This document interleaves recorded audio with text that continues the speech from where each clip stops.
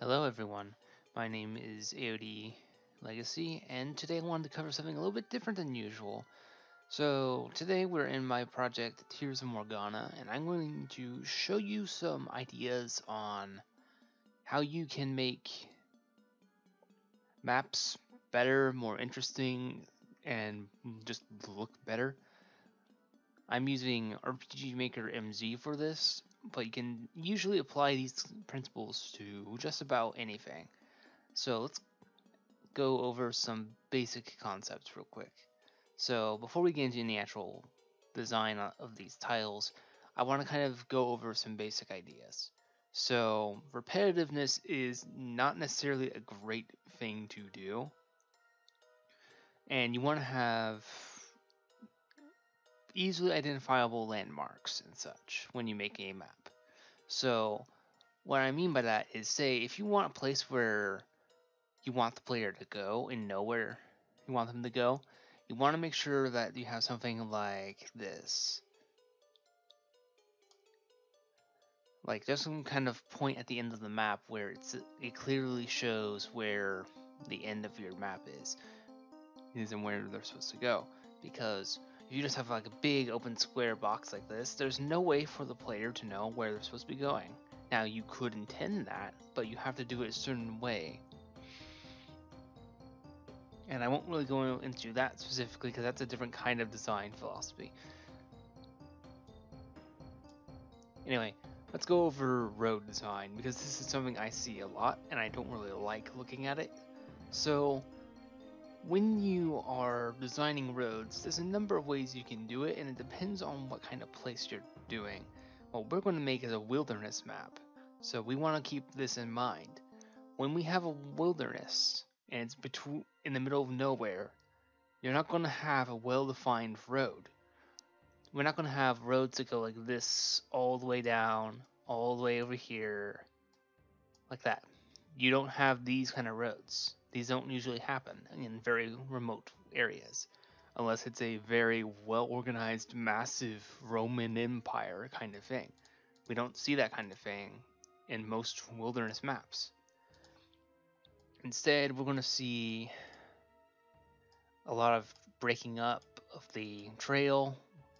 We're going to see it overgrown and stuff like that. It may not even be a straight road. It may not be that great for horses to travel, you know. And we will kind of like do some ways to show what could be a reasonable detour and stuff like that. And most people know about this. The square tree tile right here, this is not a very good tile in most people's opinion, and to be fair, it doesn't really look that nice compared to what you can do. And that's what I'm going to kind of show you right here. Now, one of my favorite ways to break up the terrain is to make forests. I know that some people will just put down a whole bunch of different trees like this, and while this kind of works, there's nothing really stopping the player from just bypassing a road and go straight down. If you want them to actually make that long winding detour, what I recommend instead of doing stuff like this is to actually go for a little something like this. This is a tile that I don't see being used all the time, especially for like newer people to mapping. This right here is an excellent tool that saves you a ton of your time. So let me just show you what this does. It's basically like putting down a million trees at once with far less effort involved. And as you can see, we've already built up a substantial forest, and if we go over here this way, we can actually use these trees as a border for your map.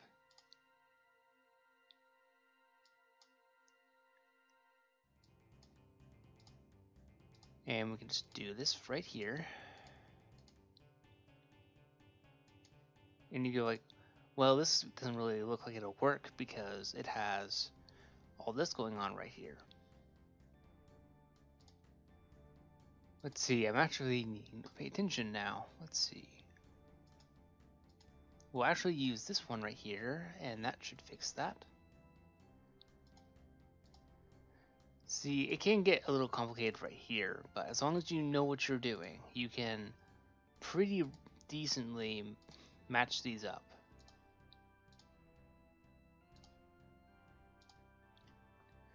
You just gotta know what you're doing and you can make a map like this. Alright, and if we go right here. Oh, okay, that explains. So that's something you can do if you have like a very complicated little border, but I actually did that wrong. Which is another good lesson, is always pay attention to your map and where you're putting things down.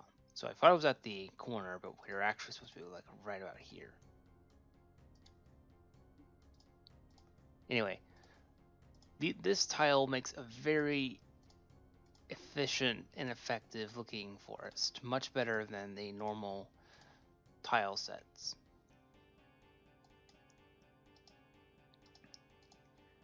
And you go like, okay, it doesn't look that great right now. Thankfully, all we have to do for that is we just have to use the little tree right on the other side, and we can actually finish off this tile properly. And you use the corresponding parts of the tree tile to make your map like this. And as you can see, it's starting to look a lot better. And of course, it's not going to be 100% finished until you add the final touches. Because if you just leave a bunch of trees like hanging out, it doesn't look quite right. So you want to make sure that you populate the area appropriately with other trees and such. If you do that, suddenly it looks a little bit more in place. You can even put some of these in the middle of the roads to kind of break it up. And so now we have a pretty decent looking foresty section. But of course, we can still have someone get through here, but we don't have to just wall this whole place off. Borders don't have to be really sharp and defined. You can have a very nebulous looking border and no one will be wiser for it. You can put a lot of effort into making a not very direct looking border to your map. You can do it in such a way that it looks nice too. So we have a little bit more of a natural barrier, and if we go and test this, this should mostly be, well, pretty wall-like. You're not going to really get through. You're not going to get through here that easily. Now, that's not to say you couldn't get through here, I don't think. If you knew what you're doing. No, see? This works the pretty effective wall right here. Can't really get through here. So it actually makes you go all the way around in a more natural way that doesn't feel like it is forced. Like you go, oh hey, there's just a big giant bunch of trees. I mean, you can do that and it can work pretty well. You just have to balance things out. And this is not quite complete either. We can all see that. But we can go ahead and add a little bit more decoration now, and it will look a lot better. And you want to make sure that you mix things up so it doesn't all look the same. And that's important. You want to make sure that there's not really the same kind of tile every single spot. Maybe even mix up the kind of color of bush you have right here.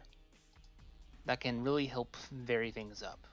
Make very good use of your bushes and your small trees and stuff here too, because that can really help with the appearance of this area.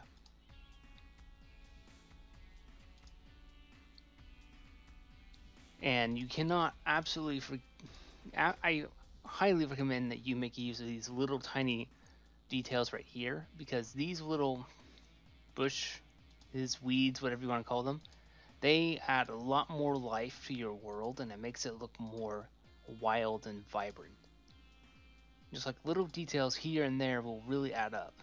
So always make sure that you are considering using decoration tools whenever possible. And you can use these kind of concepts for just about anywhere or anything.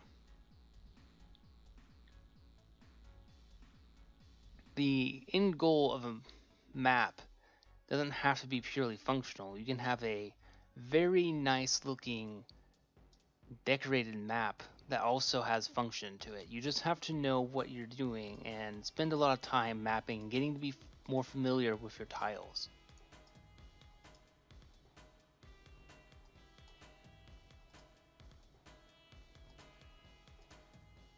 And another thing that I like to go by is I never like to have two tiles right next to each other like this. Like, see these two tiles? I never like to do that in my maps. I like to keep them separate so it looks more natural.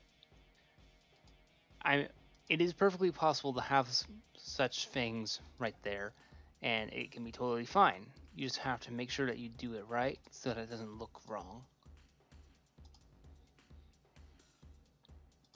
And just make sure you vary up the tiles a bit. And you can already see this looks like a very nice little map area right here. And another thing I like to do is I like to, generally speaking, avoid. I really generally don't like tiles that are auto tiles, but it seems like there's like some kind of like corner right here. I don't know what that's about. That's not usual. I guess maybe the transparency or whatever is whack. So I guess we are going to be using an auto tile for this. Wait, that is really weird. Is that actually what I think it is? Yeah, look, I'm not sure what is with that auto tile. Is this for all of them? No, it's not. Weird. Anyway, I'm finding out things myself. In any particular case, you just have to keep in mind your natural borders and know how to use them.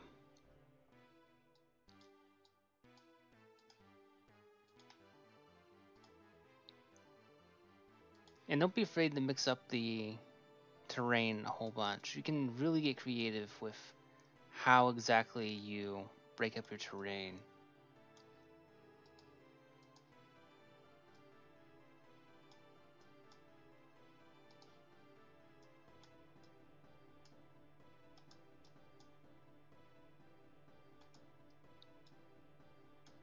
Another thing to keep in mind is you should not have sharp edges and stuff. You should really try and make things look more natural, especially in a wild map like this. You really don't want to have a whole bunch of blocky structures. So make sure you try and break up the profile as much as you can and add on to the profile so that it looks right. Because you can do these shapes like this and just make a whole bunch of like right angle stuff, but that doesn't look natural, really. So try and make your profiles more organic if you can. It really adds to the appearance of your map when you break up the sharp edges.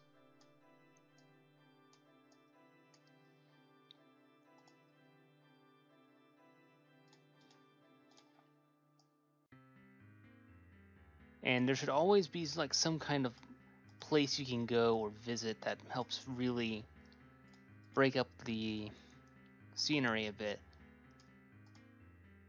Like, you don't have to have like big old trees everywhere. You can have a nice forest with a plain for a little bit. Just make sure you know how to break it up so that it looks right.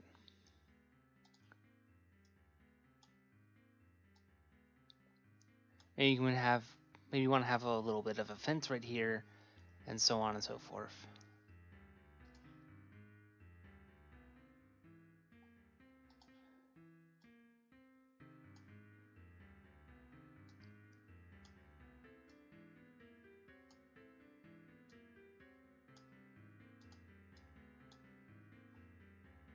But the general end goal of any map is to have some kind of function, but again, beauty. Don't be afraid to experiment and find the style that works for you. Personally, you may not like having all this detail. You can't simplify. It doesn't have to be like a masterpiece. It just has to have an appropriate amount of function and visual aesthetic to it. But I do really think that if you really want to impress people with a visual beauty, then you need to spend some time learning how to decorate properly so that when you go to make these maps, it looks like a really lush wilderness. And you can even make desolate places look very nice. You just have to spend the appropriate amount of time learning your decorations, mixing and matching. There's a whole lot you can do with normal RTP. RTP does not have to look boring. It can be a really useful tool, but all tools require that you know how to use them. So again, make sure you practice a whole lot because you can really do a lot with this, and it's a really big shame that not as much people take advantage of it.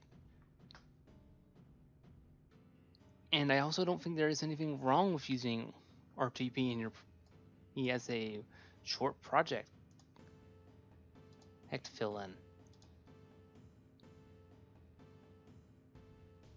But yeah, this is pretty much just an example of what you can do if you spend a little time getting to know your engine, a little time practicing things. And see, you're seeing me trying to figure out where to put these tiles. It's a process. You have to spend your time. You can't just plop things down. You have to consider where everything goes, how it looks. But if you do that, you'll have pretty nice looking maps.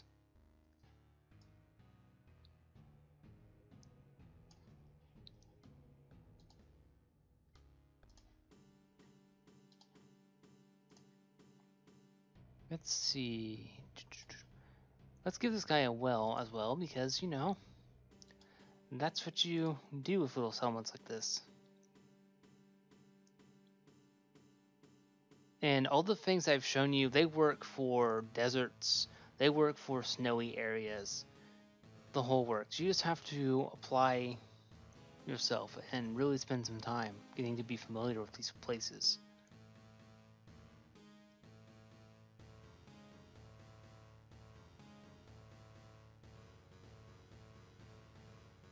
Anyway, I think that's a pretty good example.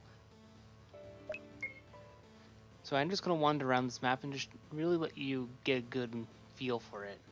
Because you can really make good maps with very little effort if you just know how to do it. And forests, all this stuff, wild areas are meant to be beautiful, unclaimed areas. You can really show the beauty of your world if you spend a little bit of extra care and time.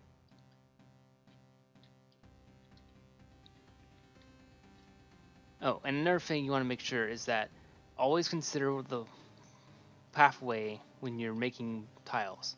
See right here, your natural instinct is to go down, but you can't because the tree's in the way. So make sure your pathway is largely unobstructed, because you don't want the player to have this threat in the way. So make sure that you always keep things like that in mind. And if you do, you will have a map that's both functional and pretty.